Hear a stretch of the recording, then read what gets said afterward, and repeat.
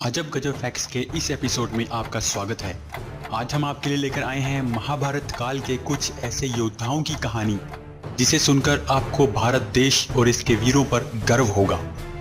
गर्व होगा ये जानकर कि जिन आविष्कारों की खोज कर अमेरिका, ब्रिटेन और दूसरे देशों के वैज्ञानिक इतना इतराते हैं, उन शस्त्रों को तो महाभारत काल के योद्धा हजारों साल पहले उस युग में इस्तेमाल किया करते थे।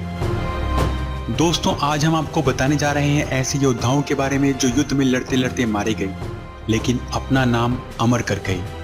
ऐसे योद्धाओं के बारे में जो ब्रह्मास्त्र जैसे अस्त्र अपनी विद्या से पैदा कर देते थे। ऐसे योद्धाओं के बारे में जो केवल एक बाण से शत्रु की सेना के हर सैनिक को निशाना बना सकते थे। आप देख रहे हैं अजब गजब फैक्ट्स। आइए जानते हैं महाभारत काल के 3 सबसे महान योद्धाओं के बारे में।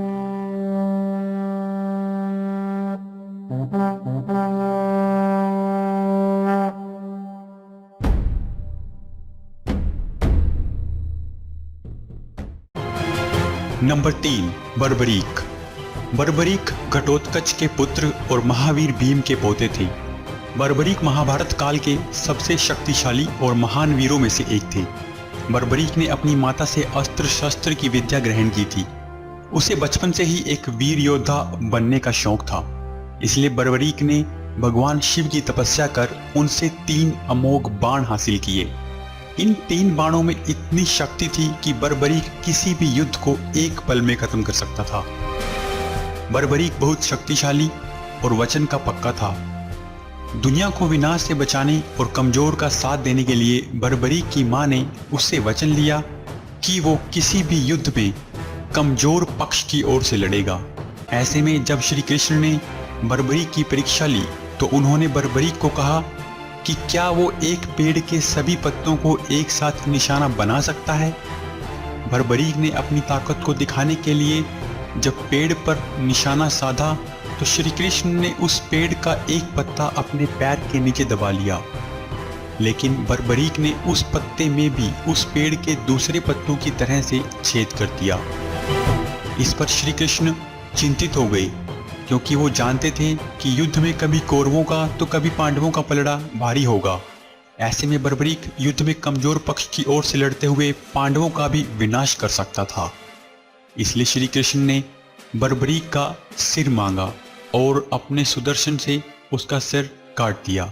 लेकिन उस कटे हुए सिर के साथ बर्बरीक ने महाभारत का सारा युद्ध देखा। नंबर 2, अश्वत्थामा। अश्वत्थामा महाभारत काल का एक ऐसा योद्धा था जिसके बारे में कहा जाता है कि वो आज भी जिंदा है। महाभारत का युद्ध एक धर्म युद्ध था जिसमें भाई भाई, गुरु शिष्य और पता नहीं कौन कौन से रिश्ते आपस में लड़ रहे थे। इस युद्ध में अश्वत्थामा कौरवों की तरफ से लड़ रहा था अपने पिता के साथ, लेकिन धर्म के विरुद्ध। अश्वत्थामा गुरु द्रोणाचार्य का पुत्र था और उसके माथे पर एक मणि जड़ित थी जो उसे मानव के अलावा किसी को भी वश में करने की ताकत देती थी और राक्षसों देवताओं से उसकी रक्षा करती थी। इस मणि की शक्ति की वजह से ही उसे भूख और प्यास भी नहीं लगती थी। कहते हैं कि गुरु द्रोण ने अश्वत्थामा को सारी महान विद्याएं सिखाई थी।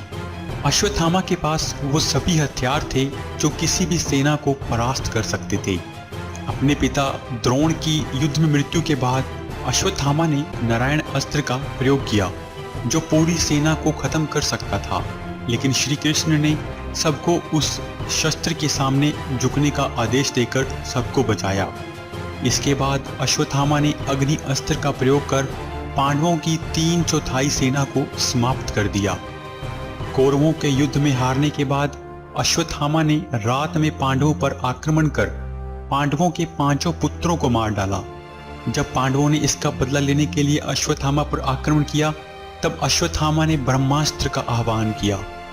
इस पर अर्जुन ने भी पशुपति अस्त्र का आह्वान किया, लेकिन श्री कृष्ण के कहने पर अर्जुन ने अपना बाण वापस कर लिया, लेकिन अश्वत्थामा को ब्रह्मास्त्र वापस लेना नहीं आता था, जिस पर श्री कृष्ण ने उसे एक लक्ष्य को चुनने को कहा।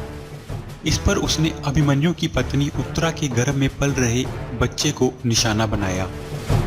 श्री कृष्ण इससे बहुत क्रोधित हुए और उन्होंने अश्वत्थामा की मणि को माथे से निकालकर उसे श्राप दिया कि कि वो 3000 सालों तक ऐसे ही उस घाव को लेकर इस दुनिया में भटकता रहेगा और कोई भी उसे खाना और रहने के लिए घर नहीं देगा। नंबर 1, अभिमन्यु। अभिमन्यु अर्जुन के पुत्र थे। इतने साहसी और बलशाली कि अकेले ही गुरु द्रोणाचार्य के बनाए चक्रव्यूह में चले गए। इस वीर की वीरता की दास्तान बड़ी दर्दनाक लेकिन प्रेरणादायक है, जो भारत के वीरों को हमेशा ही प्रेरणा देती रहेगी।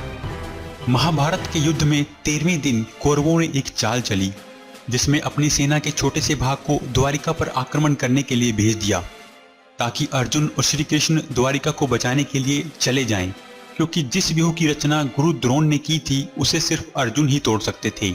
लेकिन एक वीर ऐसा था जिसने अपनी माता के गर्भ में ही व्यूह के अंदर जाने की शिक्षा ग्रहण कर ली थी, लेकिन वो उससे बाहर आना नहीं जानते थे।